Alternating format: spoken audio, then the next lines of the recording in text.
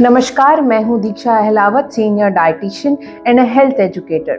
आज हम बात करने वाले हैं उसके बारे में जिसे हम सबसे ज़्यादा पसंद करते हैं और सबसे ज़्यादा डरते भी उसी से ही है। जी हाँ, मैं बात कर रही हूँ फैट की, ऑयल की, वसा की।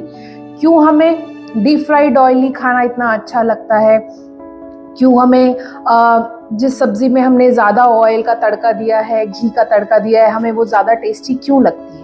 क्योंकि फैट जो है वो हमारे फ्लेवर एनहांसिंग का काम करता है, हमारे फ्लेवर्स और बढ़ाता है। चलिए आज हम जानते हैं फैट के कुछ नुकसान, कुछ फायदे और हम इसे कैसे इंक्लूड कर सकते हैं अपनी डाइट। फैट होता क्या है? इसे हम लिपिड भी कहते हैं और इसे हम फैटी एसिड्स के नाम से भी जानते हैं। तो 3 मॉलिक्यूल ज्वाइन होते हैं तब हम उसे ट्राइग्लिसराइड कहते हैं। जब हम सीबीसी कराते हैं तो उसमें से एक पैरामीटर ये भी आता है ट्राइग्लिसराइड, जो कि आपके ब्लड में फैट की मात्रा बताता है और जिसके ज़्यादा आ जाने से या बढ़ा हुआ आ जाने से हम घबरा भी जाते हैं। हमारे 3 तरीके के फैट होते हैं। पहला सैचुरेटेड, दूसरा अनसैचुरेटेड, तीसरा बहुत कॉमन है ट्रांस फैट। चलिए तीनों के बारे में जानते हैं। सबसे पहला हमारा सैचुरेटेड फैट। सैचुरेटेड फैट जो होता है वो हमारा रूम टेम्परेचर पे सॉलिड होता है। ज़्यादातर इसमें एनिमल फैट इंक्लूड होते हैं, जैसे कि आपका घी, बटर।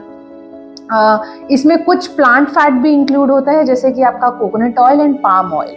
सैचुरेटेड फैट जो है वो बहुत अच्छा होता है, लेकिन इसका एक्सेस यूज आपके लिए मुसीबत ला सकता है, specially for the cardiac patient. हमारा दूसरा जो फैट है वो अनसैचुरेटेड फैट है। अनसैचुरेटेड फैट हमारा रूम टेम्परेचर पर लिक्विड रहता है और इसमें ज़्यादातर प्लांट ऑयल ही इंक्लूड होता है, जैसे आपका groundnut oil, rice bran oil, olive oil, आपका सरसों का तेल। सो इसमें ज़्यादातर प्लांट बेस ही ऑयल रहता है। आपका ओमेगा 6, ओमेगा 3 इसी में आता है और HDL को ये बढ़ाता है। HDL is a good cholesterol and इसमें DHA भी पाया जाता है और EPA भी पाया जाता है, जो आपकी मेमोरी और ब्रेन फंक्शनिंग के लिए बहुत ज़रूरी है। चलिए तीसरे फैट के बारे में बात करते हैं, ट्रांस फैट। ट्रांस फैट जो होता है ये कमर्शियल प्रोसेस फूड में ज़्यादा यूज़ होता है एंड बेकरी प्रोडक्ट्स में भी बहुत ज़्यादा यूज़ होता है।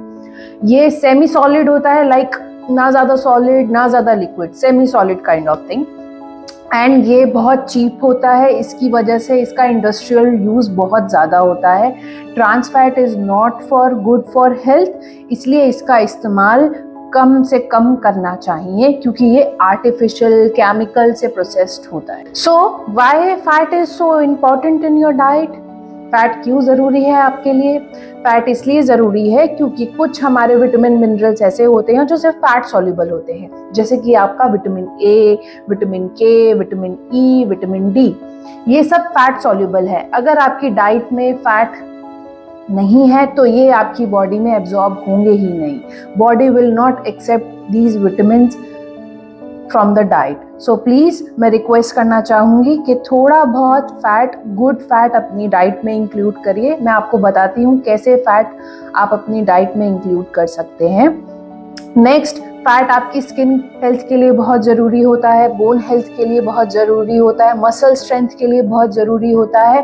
प्लस फैट जो है वो आपका बॉडी टेम्परेचर भी मेंटेन करके रखता है।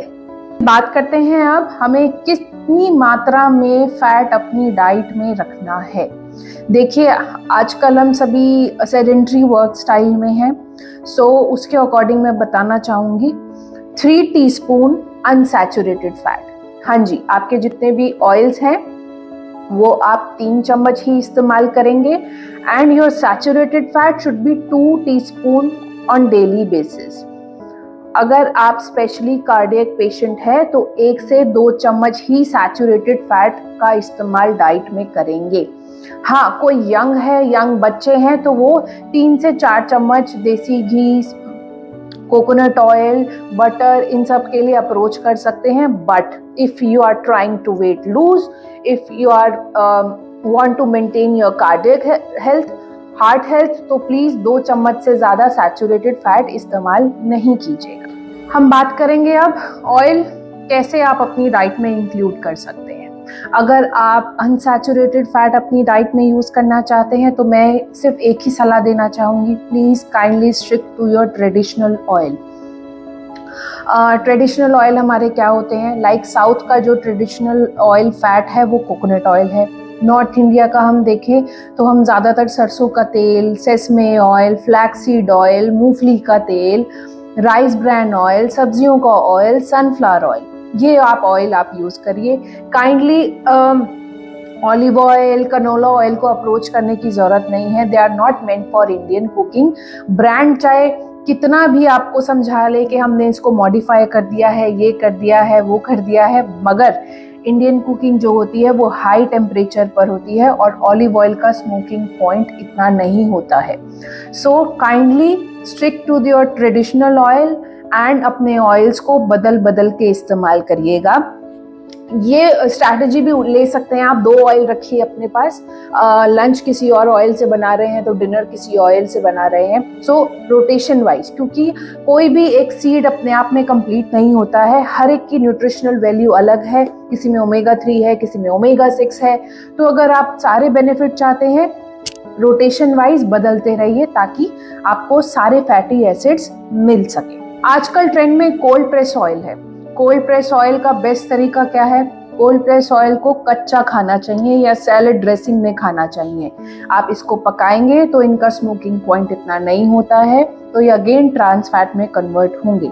सो काइंडली अगर आप कोल्ड प्रेस ऑयल ले रहे हैं, वर्जिन ऑयल ले रहे हैं, एक्स्ट्रा वर्जिन ऑयल ले रहे हैं, अगर आप मैक्सिमम बेनिफिट चाहते हैं इनका तो इनको कच्चा खाइए।